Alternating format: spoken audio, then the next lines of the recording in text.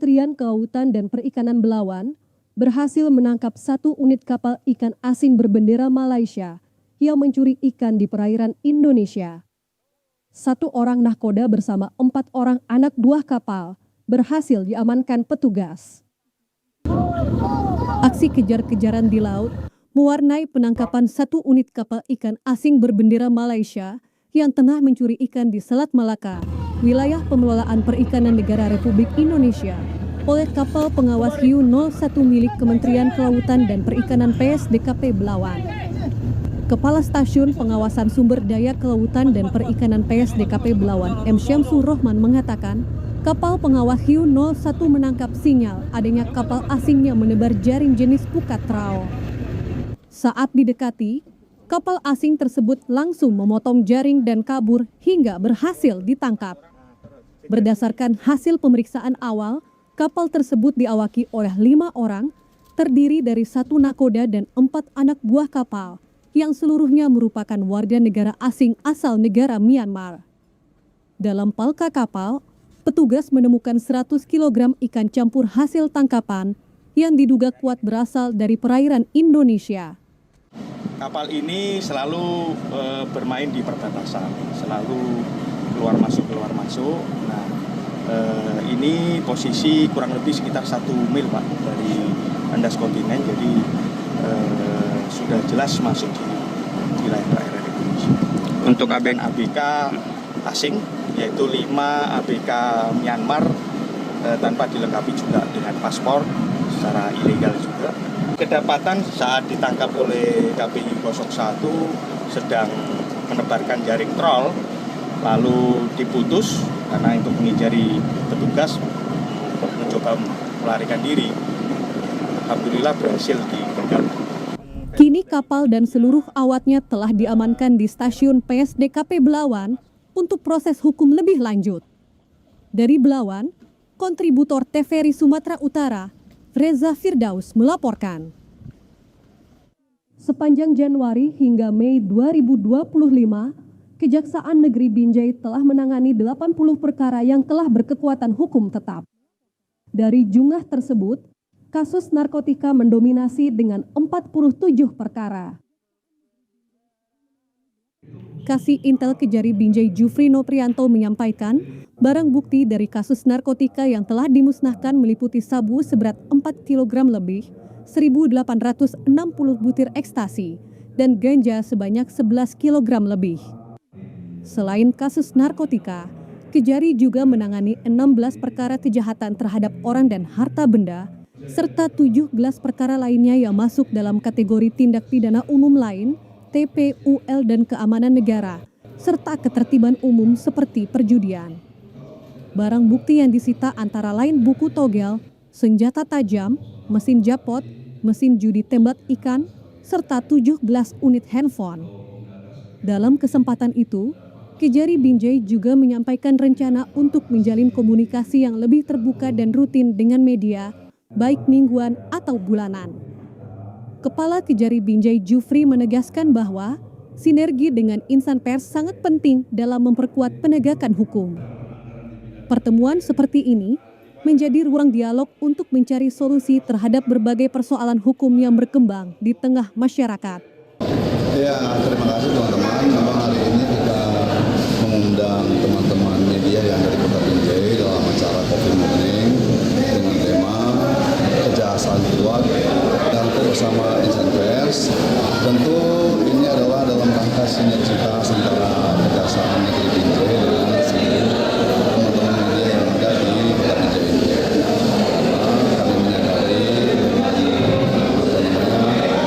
tanpa ada media apapun yang kita kerjakan itu bisa sampai dikonsumsi oleh masyarakat. Nah, semua kita harus terpublikasi, termasuk hal-hal yang bersifat positif. Salah satu jurnalis di Binjai, Taufik, menyambut baik upaya Kejari Binjai mempererat hubungan dengan media. Ia berharap kejaksaan lebih responsif ketika wartawan mengonfirmasi isu-isu yang menjadi sorotan publik. Dari Kota Binjai, kontributor TVRI Sumatera Utara, Endang Junaidi melaporkan. Aksi unjuk rasa mengatasnamakan Aliansi Peduli Bersama Masyarakat Indonesia menuntut kepada Kejaksaan untuk memeriksa dan mengusut tuntas adanya dugaan praktek korupsi, kolusi dan nepotisme di Dinas Pendidikan Serdang Bedagai. Aksi unjuk rasa di kantor Kejaksaan Tinggi Sumatera Utara kemarin siang berasal dari unsur elemen organisasi kemasyarakatan Serdang Bedagai yang menyuarakan untuk segera memeriksa Kepala Dinas Pendidikan Sergai bersama jajarannya yang diduga adanya praktek korupsi dalam penggunaan anggaran. Dalam orasinya, massa aksi meminta Kejati Sumut mengusut tuntas dugaan korupsi dana TTG tahun 2023 dan 2024. Selain itu juga, massa aksi menuntut Kejati Sumut untuk mengusut adanya dugaan pungutan liar SKP 3K terhadap 499 orang pada pengangkatan tahun 2023 dan kegiatan asesmen bakat minat tingkat sekolah dasar sebanyak ribuan siswa tahun 2024 dengan pagu Rp900 juta. Setelah melakukan orasi, massa aksi dilanjutkan dengan melakukan laporan kepada petugas Kejati Sumut agar aspirasi dilakukan penyelidikan dan mengungkap pelaku segera diproses secara hukum. Aspirasi orasi diterima oleh perwakilan Kejati Sumut dan menyatakan aspirasi yang telah dilaporkan akan ditindaklanjuti oleh tim penyidik. Sudah diterangkan tadi ada sekitar 4 item, walaupun dalam surat yang kita terima per hari ini ada 6 item. Tetapi kami juga sangat butuh data pendukung, data yang valid, data yang bisa membuat kami juga bekerja sebagaimana yang Bapak tuangkan dalam surat Bapak. Hak-haknya dapat diterima dengan tepat waktu, tapi mereka sampai saat sekarang ini juga belum menerima hak-haknya sebagaimana ditetapkan. Dari Kota Medan, Rifandi Rusli, TVRI Sumatera Utara melaporkan. Direktorat Reserse Siber Polda Sumatera Utara menangkap pelaku utama pornografi di tempat persembunyian di kawasan Pekanbaru. Sebelumnya pada April lalu, berhasil mengungkap praktik siaran langsung bermuatan pornografi. Polda Sumut secara resmi merilis perkembangan terbaru kasus tersebut. Pelaku utama yang sebelumnya buron berinisial YWS alias Presiden Mangkok akhirnya berhasil ditangkap. Penangkapan terhadap YWS merupakan bagian dari pengembangan kasus yang sebelumnya menjerat 3 tersangka yaitu RA, RPL, dan MGOS. Ketiganya telah lebih dahulu diamankan usai penggerebekan di sebuah kos eksklusif di kawasan Tembung Percut, Seituan pada 14 April lalu. Direktur Reserse Siber Polda Sumut, Kombes Pol Doni Satria Sembiring menyebutkan, tersangka YWS telah menjalankan aksinya sejak November 2024 lalu. Dalam aksinya, pelaku diketahui menggunakan 5 akun berbeda di media sosial.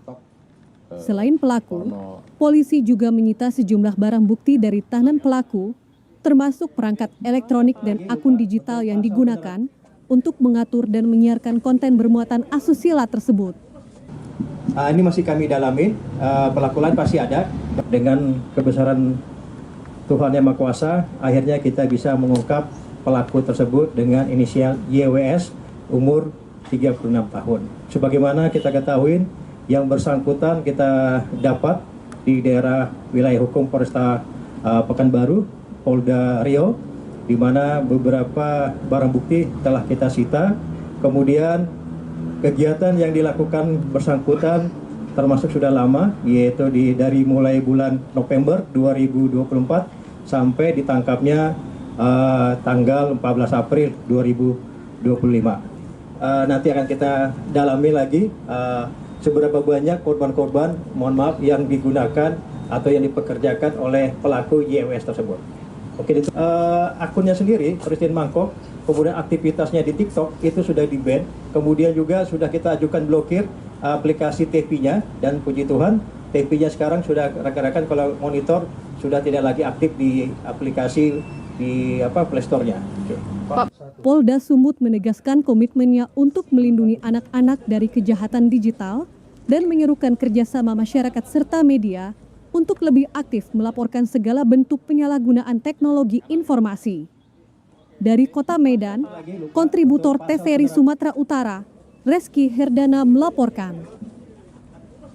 Masih bertahannya Provinsi Sumatera Utara sebagai provinsi dengan angka peredaran narkoba tertinggi di Indonesia membuat berbagai pihak miris. Tingginya angka peredaran narkoba di Provinsi Sumut karena banyaknya jalur laut ilegal dijadikan jalur penyelundupan narkoba dari negara tetangga. Hampir seluruh penangkapan terhadap kurir narkoba yang dilakukan oleh kepolisian maupun Badan Narkotika Nasional, terutama narkoba jenis sabu berasal dari negara tetangga Malaysia. Hal ini memunculkan dugaan bahwa pengawasan terhadap penyelundupan dan upaya peredaran barang haram ini lemah di negara tetangga. Akibatnya, Indonesia menjadi sasaran empuk pasar besar dalam mengedarkan narkoba jenis sabu dengan Provinsi Sumatera Utara yang berdekatan dengan negara Malaysia sebagai jalur masuk utama. Hal ini yang kemudian membuat anggota Komisi 3 DPR RI yang bermitra dengan penegakan hukum, Hinca Panjaitan, merasa perlu mengultimatum negara tetangga Malaysia tersebut dengan mendesak pemerintah negara Malaysia juga melakukan upaya pemberantasan narkoba yang serius seperti yang saat ini sedang dilakukan oleh pemerintah Indonesia. Saya minta ganyang bandar narkoba dari Malaysia. Saya minta pemerintah Malaysia, Anda juga punya warga negara. Manusia sama di muka bumi. Karena itu Anda cegah dulu di sana. Kita minta itu Malaysia juga melakukan pencegahan. Jangan membiarkannya lepas masuk ke kita. Hinca menegaskan, adanya ketidakadilan jika selama ini Indonesia hanya dijadikan pasar peredaran narkoba yang merusak generasi bangsanya, padahal barang haram tersebut justru berasal dari luar negeri seperti negara tetangga Malaysia. Dari Kota Medan, kontributor TVRI Sumatera Utara, Agung Harahap melaporkan. Kios fotokopi di Kota Panyabungan, Kabupaten Mandailing, Natal, jadi sasaran aksi pencurian sepeda motor yang terekam kamera CCTV. Aksi pencurian ini pun bukan kali pertama terjadi, bahkan sudah menyasar ke wilayah lainnya di kelurahan tersebut. Inilah rekaman video CCTV yang memperlihatkan dua orang pria yang mengendarai sepeda motor tiba-tiba berhenti di sebelah kios fotokopi di Jalan Darussalam, Kelurahan Huta Siantar, Kecamatan Panyabungan, Kabupaten Mandailing, Natal. Kedua pria tersebut ternyata tengah mengamati situasi sebelum melakukan pencurian sepeda motor jenis Beat milik Ropikoh pemilik kios yang tengah terparkir.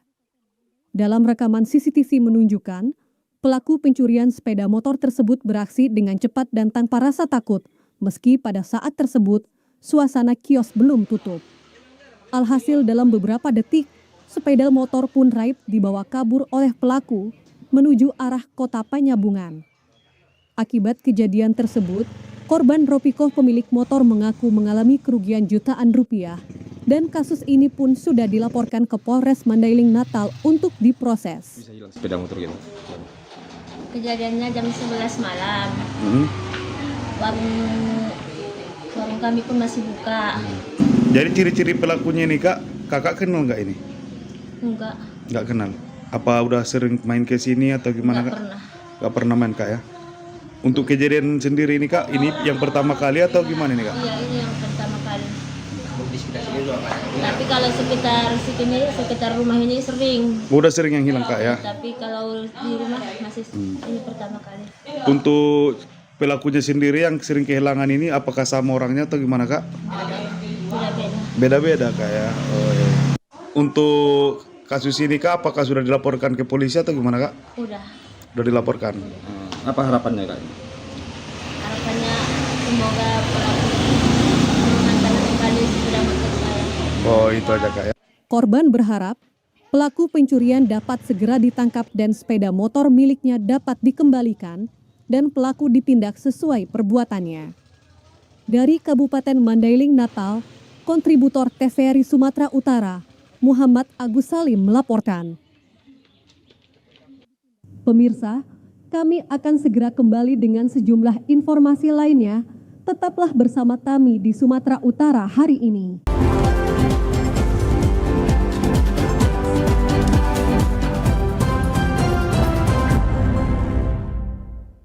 Dalam rangka memperingati Hari Ulang Tahun Bayangkara ke-79 tahun 2025, serta mengenang para jasa pahlawan yang gugur di medan perang, Wakapolres Tebing Tinggi Kompol Rudi Syahputra lakukan upacara ziarah sekaligus tabur bunga di Taman Makam Pahlawan Kota Tebing Tinggi.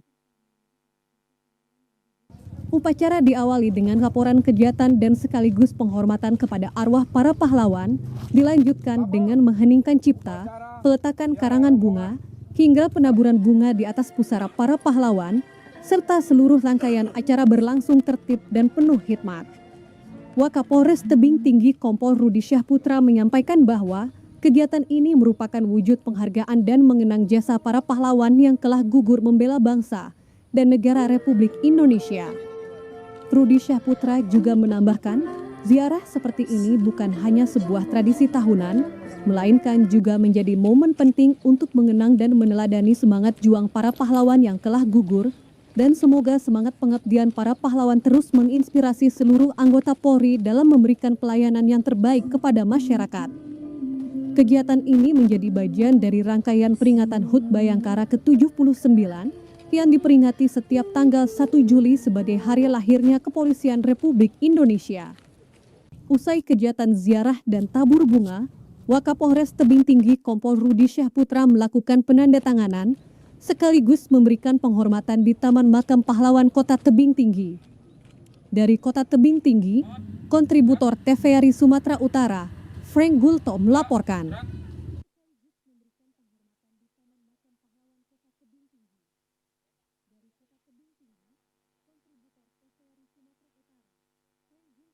Di Kabupaten Toba, penyaluran pupuk subsidi pada tahun 2025 sudah mencapai 3 juta kilogram, meliputi pupuk urea dan NPK untuk 16 kecamatan yang ada di Kabupaten Toba.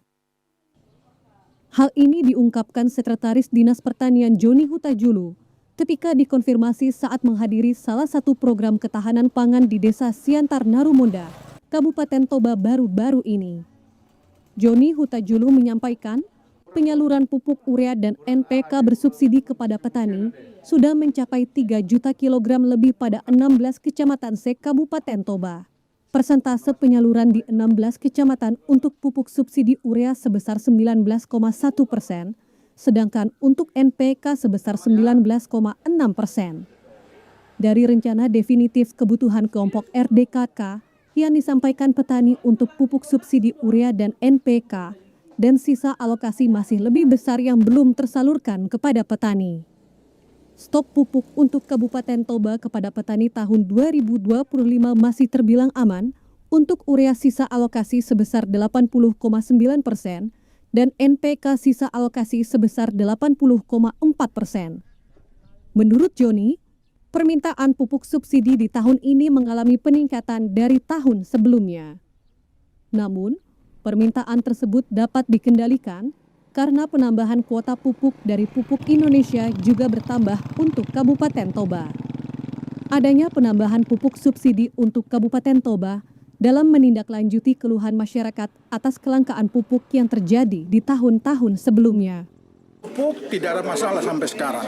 Kita sudah bersinergi dengan Pupuk Indonesia. Cuma memang kendala kadang ada permainan licik, tanda kutip ya orang-orang tertentu, ya baik pengecer-pengecer tertentu. Kalau tingkat distributor kita sudah kasih tegur dan kita sudah bekerjasama dengan pihak aparat penegak hukum termasuk pihak Polri. Kalau ada hal-hal begitu itu langsung ditindak saja. Karena subsidi yang dipakai untuk sawah itu hanya 2, urea dan NPK. Tidak ada yang lainnya. Dari Kabupaten Toba, kontributor TVRI Sumatera Utara, Budi Hutagaul melaporkan. Kepala Kejaksaan Negeri Tarutung himbau penggunaan dana desa dalam rangka ketahanan pangan agar dipergunakan tepat sasaran dan dipakai sesuai ketentuan sehingga tidak bertentangan dengan hukum. Di tengah program pemerintah dalam ketahanan pangan yang bersumber dari dana desa, seperti cetak lahan persawahan dan lumbung pangan. Kejaksaan Negeri Taput menghimbau aparat desa agar tepat sasaran dalam menggunakan dana desa dalam bidang ketahanan pangan. Menurut Kepala Kejaksaan Negeri Tarutung Doni Ritonga saat bertemu dengan para petani dan kepala desa di Pansur Batu menekankan, pentingnya transparansi dan akuntabilitas dalam pengelolaan dana desa, khususnya dalam sektor ketahanan pangan dalam mendukung swasembada pangan. Dana desa dapat digunakan untuk membangun infrastruktur pendukung ketahanan pangan, seperti lumbung pangan, pengembangan pangan hewani dan nabati, untuk ketahanan pangan di tingkat desa. Pemerintah pusat mewajibkan dana desa sebanyak 20% untuk ketahanan pangan, sehingga dalam pelaksanaannya oleh desa sering tidak sesuai dengan ketentuan oleh pemerintah desa. Kejari Taput berharap dan menghimbau pemerintah desa agar dapat menghindarkan permasalahan hukum dalam penggunaan dana ketahanan pangan di tingkat desa. Dana desa untuk ketahanan pangan diharapkan berdampak positif pada kesejahteraan masyarakat. Yang disinggung Pak Bupati tadi mengenai masalah ketahanan pangan. Jadi agar program ketahanan pangan itu yang sudah dianggarkan dipergunakan sebagaimana mestinya. Nah, artinya dalam hal pengadaannya pun serahkan ke memang yang menguasai terkait masalah ketahanan pangan tadi. Jadi pola pikirnya harus berubah. Kepala desa ya dia harus menjalankan tupoksinya sebagai kepala desa. Jangan dia merangkap-rangkap lagi menjadi pemborong, menjadi pedagang, jangan. Karena dalam beberapa case terjadi seperti itu. Fungsi KAUR keuangan ya dia harus dimanfaatkan sebagai KAUR keuangan. Jangan nanti setelah uang masuk ke KAUR keuangan ditarik oleh kepala desa yang membelanjakan. Dari Kabupaten Tapanuli Utara, kontributor TVRI Sumatera Utara, Harapan Sagala melaporkan. Jumlah luas tanam padi di Kabupaten Batubara terus mengalami penurunan dalam beberapa tahun terakhir. Hal ini disebabkan rusaknya sejumlah bendungan irigasi. Berdasarkan data dari Dinas Pertanian dan Perkebunan Pemerintah Kabupaten Batubara, luas tanam padi di Batubara pada tahun 2024 sebesar 22.730 hektar. Jumlah tersebut turun jika dibandingkan luas tanam padi pada tahun 2023, yaitu sebesar 23.490 hektar. Kepala Bidang Tanaman Pangan dan Ketahanan Pangan, Dinas Pertanian dan Perkebunan Kabupaten Batubara Muhammad Her menyebut, penurunan jumlah luas tanam padi karena rusaknya sejumlah bendungan irigasi, sehingga sebagian sawah mengalami kekeringan dan tidak dapat ditanami padi. Menurutnya, jika sistem irigasi dalam kondisi baik, maka luas tanam padi di Kabupaten Batubara bisa mencapai lebih dari 28.000 hektar per tahun. Penurunan jumlah luas tanam padi ini tentunya berdampak pada jumlah produksi gabah dan jika tidak segera ditangani dengan cepat, dikhawatirkan dapat mengganggu program ketahanan pangan. Muhammad Her berharap agar instansi terkait segera melakukan perbaikan bendungan irigasi yang rusak, karena menurutnya, bendungan irigasi di Kabupaten Batubara di bawah kewenangan pemerintah Provinsi Sumatera Utara dan Kementerian PUPR. Akibat adanya beberapa bendungan yang terjadi kendala dan rusak berat di Kabupaten Batubara sangat mempengaruhi luas tanam padi kita di Kabupaten Batubara sangat signifikan. Di antara perbandingan tahun 2023 dan 2024 sudah ada perbandingan lebih kurang 700 hektar disebabkan di saat tahun 2004 kita mengalami juga di lain daripada kerusakan bendungan juga mengalami kekeringan sehingga dari jumlah ini sudah ada perbedaan data 700 sekian hektar. Dari Kabupaten Batubara, kontributor TVRI Sumatera Utara, Catur Haryono melaporkan. Rapat Paripurna DPRD Deli Serdang membahas rancangan pembangunan jangka menengah daerah berakhir ricuh setelah sejumlah fraksi mengprotes tidak dijadwalkannya pembahasan laporan keuangan pemerintah daerah dan kebijakan umum anggaran. Rapat yang dipimpin Wakil Ketua DPRD Deli Serdang Agustiawan Saragih yang diwarnai interupsi dari berbagai fraksi seperti PDIP, Demokrat, P3 dan PKB, mereka menilai pembahasan LKPD dan KUAPPAS sangat mendesak. Pimpinan sidang memilih langsung membahas RPJMD, mengesampingkan usulan tersebut. Kericuhan memuncak saat Agustiawan Saragih mengetuk palu menutup rapat dan meninggalkan ruang sidang. Keputusan tersebut memicu protes keras dari anggota Dewan Salah satunya Dedi Syahputra dari fraksi Gerindra yang mencoba menahan langkah Agus Setiawan untuk melanjutkan sidang. Meski pimpinan sidang meninggalkan ruangan, anggota dewan yang hadir sepakat untuk melanjutkan rapat paripurna dengan kehadiran 36 anggota dari total 50 anggota sehingga quorum tercapai. Sidang dilanjutkan yang dipimpin oleh Antoni Napitupulu.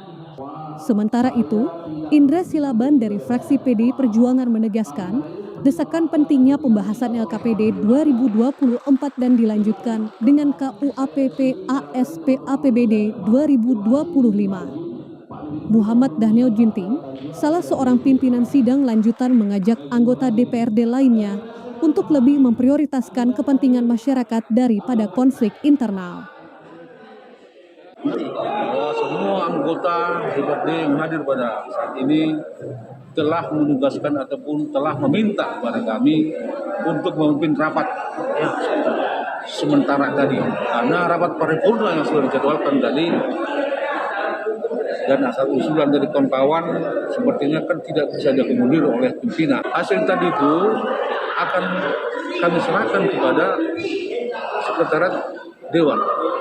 Kericuhan ini turut disaksikan oleh Bupati Deli Serdang Asri Ludin Tambunan, Kapolresta Deli Serdang Kombes Pol Hendria Lesmana, serta sejumlah pejabat OPD.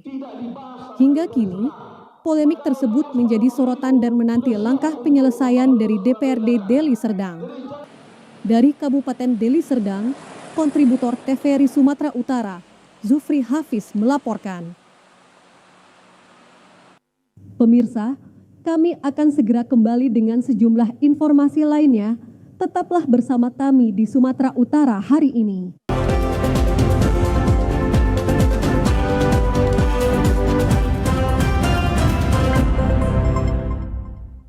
Kelompok terbang 10 jamaah haji asal Kabupaten Mandailing Natal tiba di Masjid Agung Nur Ala Nur Panyabungan disambut Forum Komunikasi Pimpinan Daerah Mandailing Natal. Dari 198 jamaah haji kloter 10, 1 jamaah haji wafat di Tanah Suci saat menunaikan ibadah haji. Sebanyak 4 bus yang mengangkut jamaah haji kloter 10 dari Debarkasi Medan menuju Kabupaten Mandailing Natal tiba di halaman Masjid Agung Nur Ala Nur Panyabungan Selasa dini hari kemarin. Jamaah haji yang turun dari bus terlihat terpancar dari raut wajah kelelahan jamaah yang telah menempuh jarak yang jauh dari Debarkasi Medan menuju kampung halaman selama 14 jam tersebut terbayar setelah bertemu dengan keluarga yang telah menunggu di halaman Masjid Agung Nur Ala Nur Kota Panyabungan. Jamaah yang turun dari bus langsung dibimbing petugas untuk beristirahat sambil bertemu dan beramah tamah dengan Forkopimda Mandailing Natal. Sebanyak 198 jamaah haji gelombang kedua yang berangkat ke Tanah Suci dan yang tiba ke kampung halaman 197 jamaah. 1 jamaah haji asal Kecamatan Panyabungan Utara wafat di Tanah Suci saat menunaikan ibadah haji. Sekretaris Daerah Mandailing Natal, Sahnan Pasaribu mengucapkan terima kasih kepada petugas yang telah membimbing para jamaah selama di Tanah Suci Mekah dan berharap agar para jamaah haji yang baru sampai menjadi haji yang mabrur.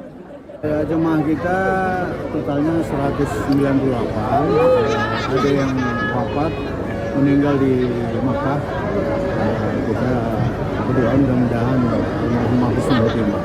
Keluarga mana yang jamaah? Dari Mumpak. Kita berharap jemaah haji ini membawa perubahan untuk masyarakat Mandailing Natal dengan menggelar haji, dan haji itu kita berharap ada rasa tanggung jawab untuk membawa perubahan yang lebih baik di tengah masyarakat kita. Kita berharap juga masjid makin ramai dengan kehadiran haji yang baru, jadi memakmurkan masjid dan juga membawa kebaikan untuk warga sekitar. Masih menunggu penetapan dari Kementerian Agama. Kita berharap juga jumlahnya akan bertambah. Dari Kabupaten Mandailing Natal, kontributor TVRI Sumatera Utara, Muhammad Agus Salim melaporkan. Manajemen PSMS Medan melakukan audiensi dengan Gubernur Sumatera Utara guna memaparkan rencana klub dan permohonan izin pemakaian Stadion Utama Sumut sebagai kandang PSMS Medan di kompetisi musim ini, serta Stadion Mini Pancing sebagai pemusatan latihan dan wisma atlet bagi skuad PSMS Medan. Keinginan manajemen PSMS Medan untuk melakukan audiensi dengan Gubernur Sumatera Utara guna memohon kerjasama terkait pengelolaan klub kebanggaan warga kota Medan ini dalam mengarungi kompetisi Liga 2 musim ini akhirnya terjawab.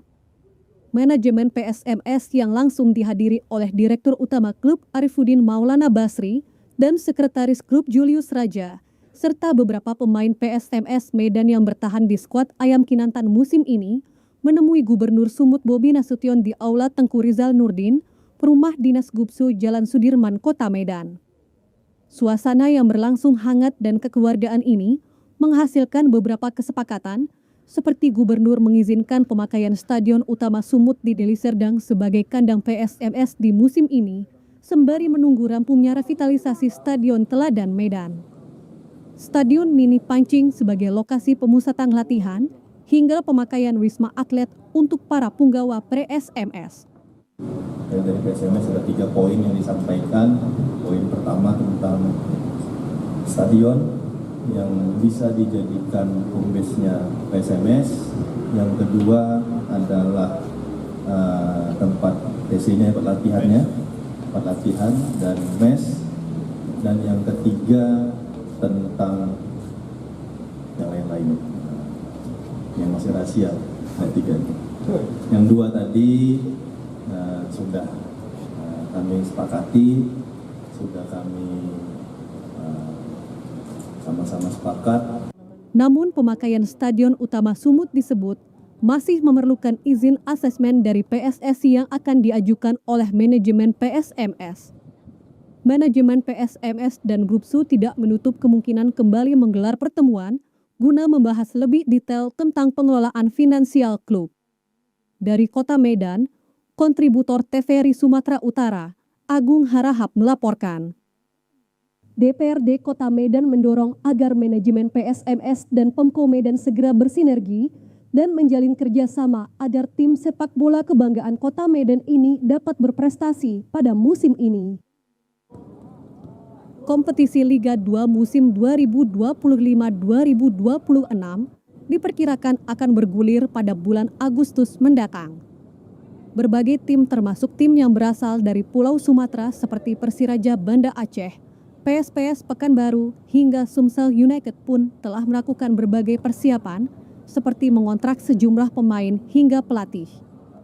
Namun suasana tidak biasa tampak di klub kebanggaan Kota Medan, PSMS Medan hingga kini klub berjuluk Ayam Kinantan ini belum ada melakukan persiapan yang berarti seperti penunjukan pelatih hingga mengontrak pemain yang akan memperkuat PSMS Medan pada musim ini. Anggota DPRD Kota Medan Iswanda Nanda Ramli menyebut, pemerintah Kota Medan dan manajemen PSMS Medan harus segera melakukan pertemuan dan kerjasama. Meskipun Pemko Medan tak dapat membantu PSMS dengan anggaran APBD, namun menurutnya Pemko Medan mampu menjadi jembatan agar sponsor swasta dapat masuk membantu finansial klub.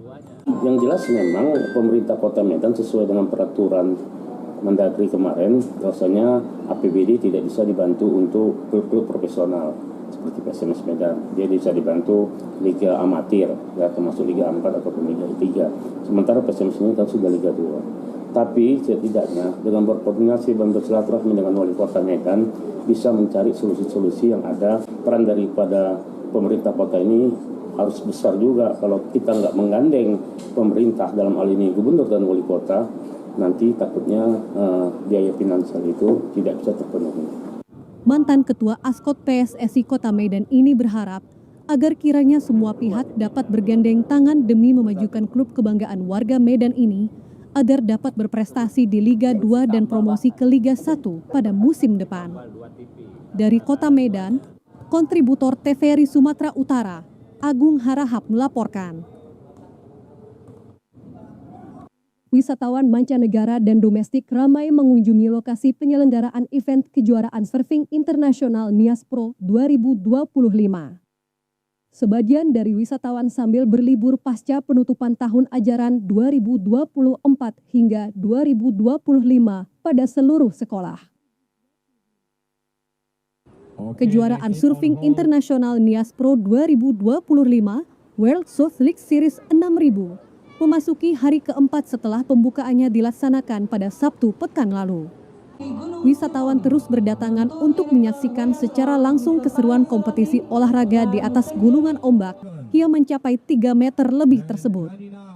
Karbila Diah Pramita, pengunjung asal Provinsi Aceh ini mengakui ketertarikannya melihat langsung objek wisata Pantai Sorake, Kabupaten Nias Selatan yang menjadi lokasi peselancar dunia, membuatnya bersama keluarga berlibur di Pantai Sorake.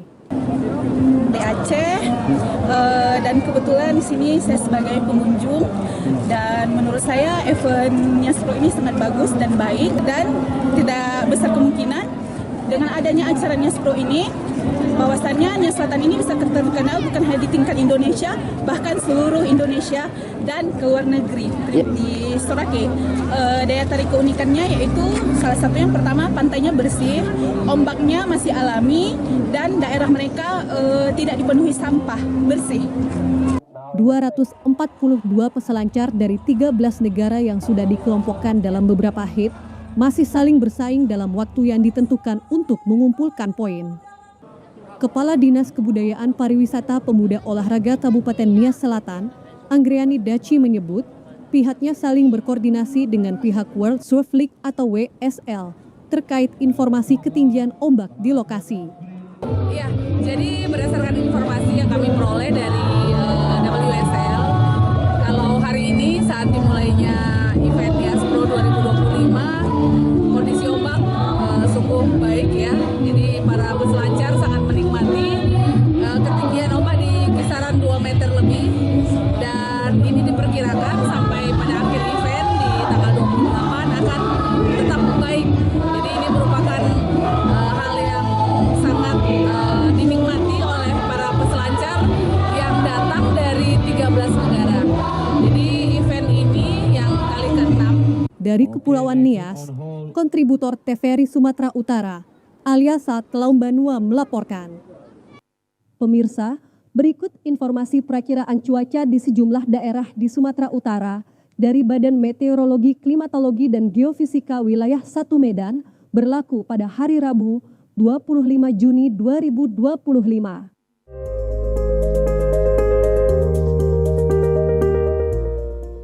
Halo Sobat BMKG, senang sekali saya Lestari Irene Purba, perakiraan UNG Wilayah 1 Medan menyapa Sobat BMKG dimanapun berada untuk menyampaikan update informasi perakiraan cuaca untuk hari Rabu 25 Juni 2025. Pagi hari cuaca diperkirakan cerah berawan, siang hingga sore hari cuaca diperkirakan cerah berawan dan berpotensi hujan ringan di wilayah Labuhan Batu Utara dan Langkat.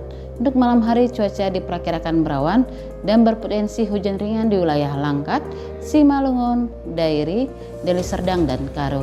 Untuk dini hari cuaca diperkirakan berawan. Untuk suhu udara di Sumatera Utara diperkirakan 14 hingga 36 derajat Celcius dengan kelembapan udara berkisar antara 63 hingga 91%. Arah angin bertiup dari arah selatan hingga barat daya dengan kecepatan angin 4 hingga 9 km per jam. Tidak adanya titik panas yang terpantau pada tanggal 23 Juni 2025. Demikianlah perakiraan cuaca untuk hari Rabu 25 Juni 2025. Semoga bermanfaat dan sampai jumpa kembali.